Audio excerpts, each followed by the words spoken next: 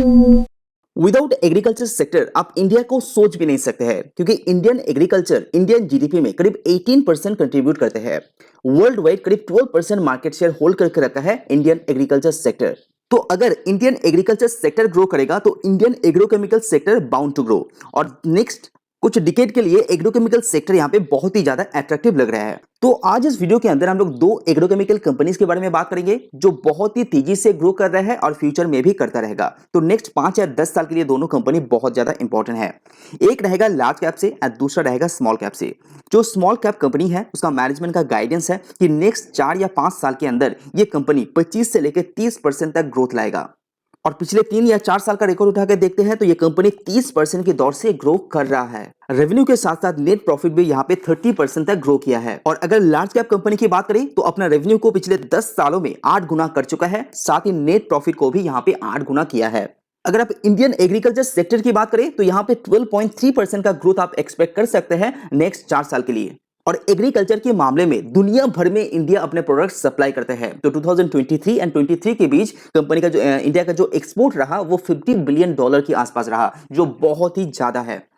तो लिस्ट में जो सबसे पहला एग्रोकेमिकल कंपनी है इसका नाम है इंडिया पेस्टिसाइड लिमिटेड, और ये एक स्मॉल कैप कंपनी है। करीब मार्केट कैप इसका 2500 करोड़ के आसपास देखने को मिलेगा। और कंपनी के बारे में इंटरेस्टिंग बात यह है कि स्क्रीनर.com का जो फाउंडर है मिस्टर आयुष मित्तल जी इस कंपनी को ट्रैक कर रहे हैं, और ये कंपनी बहुत ही ज्यादा कैश रिच कंपनी है। Recently India pesticide limited 140 crore का कैपेक्स किया है, जो अपने कैपेसिटी को एक्सपेंशन करने के लिए किया है, जिसमें से कंपनी को करीब करीब 300 करोड़ एनुअल रेवेन्यू मिल पाएगा, और वो भी बहुत जल्दी, क्योंकि ये फुल कैपेसिटी के दौरान काम करते हैं।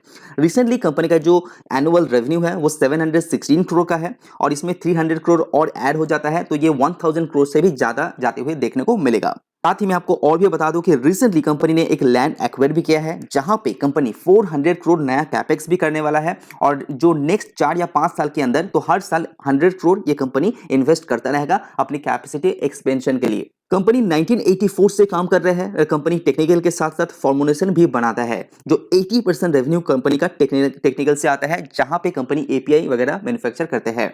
कंपनी मेनली B2B बिजनेस यहाँ पे हैंडल करते हैं, जहां पे कंपनी का मार्जिन बहुत ही ज्यादा स्ट्रांग है, जो आगे आपको देखने को मिलेगा। कंपनी का मार्जिन इसीलिए स्ट्रांग है क्योंकि कंपनी का जो रॉ मटेरियल्स है उसका वैल्यू चेन कंपनी खुद बनाता है। अगर चाइना के ऊपर डिपेंडेंसी की बात करें तो अभी भी India pesticide limited 20% raw material China से मंगाता है और 80% डोमेस्टिक से यूटिलाइज करते हैं, और चाइना के ऊपर जो डिपेंडेंसी है उसको लगातार कंपनी कम करने की कोशिश यहाँ पे कर रहा है। अगर इंपोर्ट एंड एक्सपोर्ट की बात करें तो यहाँ पे कंपनी जो अपने प्रोडक्ट यहाँ पे 50% एक्सपोर्ट करते हैं और डोमेस्टिक मार्केट में 50% कंजम्पशन के लिए यूज करते हैं। अगर फ्यूचर गाइडेंस की बात करें तो कंपनी का कहना है कि 25 से लेकर 30% ग्रोथ आप एक्सपेक्ट कर सकते हैं नेक्स्ट 4 या 5 साल के लिए। 2021 में लिस्ट होने के बाद कोई इतना खास रिटर्न इस कंपनी ने नहीं दिया है, लेकिन ऐसा माना जा रहा है कि अभी इसका बाउंस बैक करने का समय है, क्योंकि कंपनी का जो वैल्यूएशन है वो अभी बहुत ही अच्छा दिखाई दे रहा है। तो जैसे कि आप देख पा रहे हैं कि कंपनी पिछले 5 सालों में 34.8% का CAGR ग्रोथ यहाँ पे लाया है प्रॉफिट के अंदर, और कंपनी का जो डेट है उसको भी कंपनी ने यहाँ पे रिड्यूस किया है। अगर कंपनी का रेवेन्यू की बात करें तो जहां पे कंपनी 2017 में 220 करोड़ का सेल करता था, वो यहाँ पे 4 गुना ऑलमोस्ट हो चुका है ट्रेलिंग 12 मंथ्स के अंदर भी।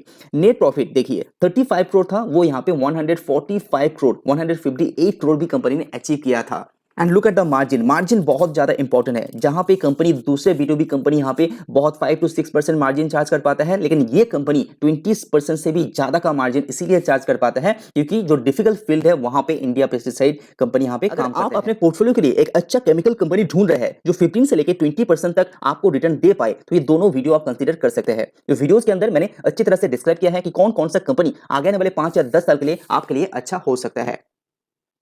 अगर कंपनी के ऊपर कर्जे की बात करें तो सितंबर 2022 की डाटा के अनुसार कंपनी के ऊपर जस्ट 7 करोड़ का ही कर्जा था, इसीलिए कंपनी के पास कैश जो पड़ा हुआ है वो अच्छा खासा कैश पड़ा हुआ है, इसीलिए कंपनी को कैश रिच कंपनी भी आप कह सकते हैं।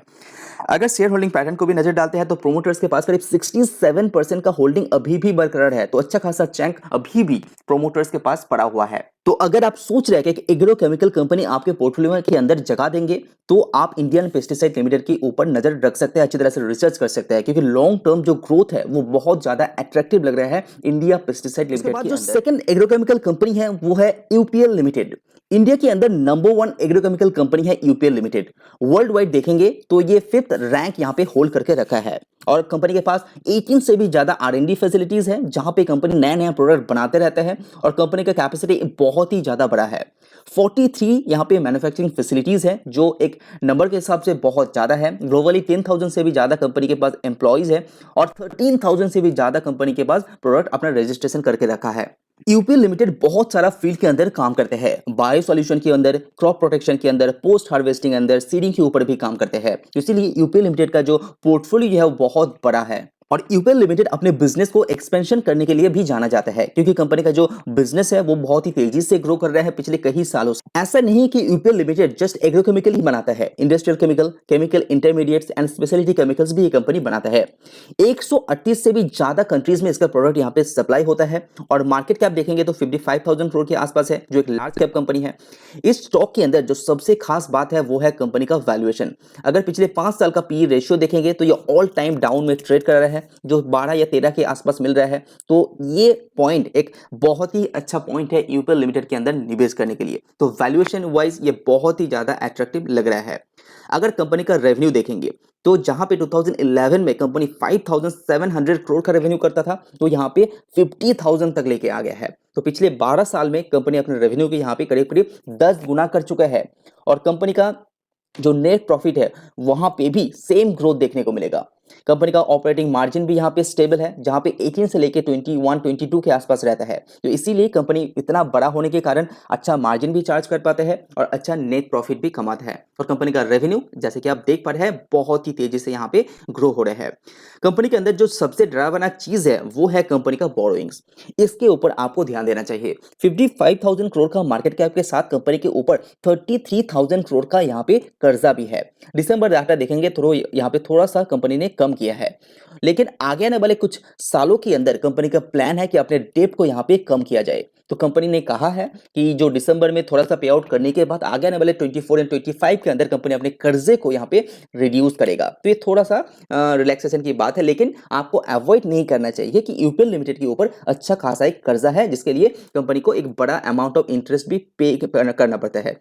तो जैसे कि आप यहाँ पे देख पा रहे हैं, अगर आप ईयर वाइज देखेंगे तो यहाँ पे 2,800 करोड़ कंपनी अपने एज अ इंटरेस्ट ही पे करता है। तो यहाँ पे अच्छा खासा पैसा इंटरेस्ट में कंपनी को देना पड़ता है। हालांकि बिजनेस के अंदर बहुत ही ज्यादा दम है यूपीएल लिमिटेड का, और इंडिया के अंदर एग्रोकेमिकल सेक्टर बहुत ही तेजी से ग्रो भी कर रहा है। शेयर होल्डिंग पैटर्न देखेंगे तो रिसेंटली प्रोमोटर्स ने अपने होल्डिंग को यहाँ पे लगातार इंक्रीज कर रहा है। 27.85 से ये 30.74% तक लेके आ गया है विद इन 2 ईयर्स। तो यहाँ पे जो ग्रोथ है ये अच्छा है। एफआईज इस कंपनी के अंदर 37% हिस्सा होल्ड करके रखा है, जो बहुत ही अच्छी बात है। डीआईज देखेंगे लगातार अपना हिस्से को यहाँ पे इंक्रीज किया है, जो 16% आपको अभी देखने को मिल रहा है। तो यूपीएल लिमिटेड भी एक अच्छा एग्रोकेमिकल कंपनी है। अगर आप लॉन्ग टर्म के हिसाब से निवेश कर सकते हैं तो इस कंपनी को भी आप कंसीडर कर सकते हैं कि बहुत ही अच्छा कंपनी है। तो अगर ये वीडियो आपको पसंद आए तो लाइक जरूर कीजिए। आज वीडियो में इतना ही। सी यू ऑन नेक्स्ट वीडियो।